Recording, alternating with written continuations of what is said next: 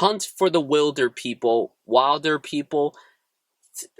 whatever it's called. This film was directed by Taika Waititi. I probably butchered that name. I'm very, very sorry. This is the guy who directed What We Do in the Shadows, and he will be helming the upcoming Thor Ragnarok. In this film, Sam Neill plays a grumpy old man.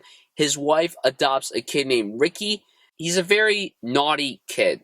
So one day he goes into the woods, and then Sam Neill follows him, and then because of this, they decide to stay in the woods, and then that leads to a manhunt trying to find these guys, and we have our movie. This is the best way I can describe this movie without spoiling anything, because I really wanted to be cautious going into this movie and telling you guys what the story is, because I knew nothing about this movie going into it. All I knew was that it's from the guy who made What We Do in the Shadows, and it stars Sam Neill. So where's this guy been since he escaped Ursula Newbar? Well, turns out he grew a beard, and he became a grumpy old man, and now he lives in New Zealand. So, I mean, yeah.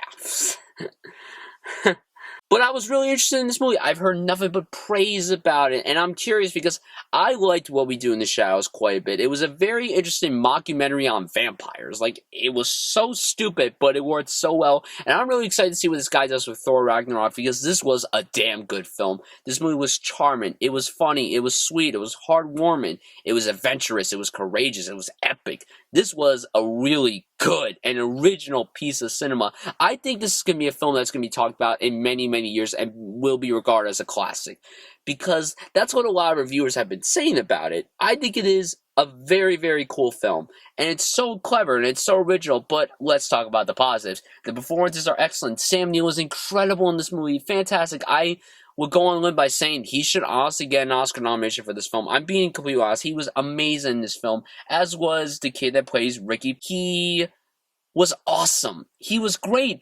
I don't get it. We've had so many great child performances within the last year. It's insane. This is definitely a performance that will be remembered in my eyes. And I thought I wasn't going to like this kid because, you know, he's into, like, rap music. And he loves to read. He loves to write. There's very interesting layers to this kid.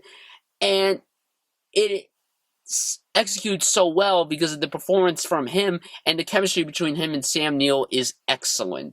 The cinematography is also really, really great. The editing was good. The direction was good. Taika's writing was really good. I love this guy so much. This guy's humor is so dry and clever. It works so well. And the cool thing is the soundtrack. Indies are so great when it comes to their music. And this, and then Saint Street has great music, but Swiss Army Man a few weeks ago also had a really great soundtrack. And this one, easily another great soundtrack. I have to look it up. I have to look up what songs are in this movie because they are dope as hell. And like I said, there's a lot of heart to this movie. As the movie progresses, you learn some stuff about Sam Neill and Ricky, and you're like, damn, this is really compelling stuff. Because Ricky's a foster kid, and no one wants him, and now you feel bad that no one wants him. But the writing, the direction, the acting, the cinematography, the editing, the music were really a lot of the pros. Unfortunately, the movie's not as perfect as I thought it would be. The second act kind of went very, very slow. Like, really slow. The first act and the third act were really, really great. The ending could have been a little better. I think it could have been a little stronger. And I gotta say this right now, this movie's actually really violent. There's a lot of violent stuff in this movie. Not too many where it's like a horror movie, but you're like, this is in a PG-13 movie? God damn it. It's crazy, but I like it. But overall, I really liked Hunt for the Wilderpeople. I think it's one of the best films of the year. I really enjoyed it. I don't think it was perfect, though. But I would still recommend this movie for anyone who loves indie films, art house films, originality, and if you want to take a break from the big blockbusters we have this summer, go see this movie. It'll be relaxing. It'll be like going to a spa and just being relaxed. I'm going to give Hunt for the Wilderpeople an A-.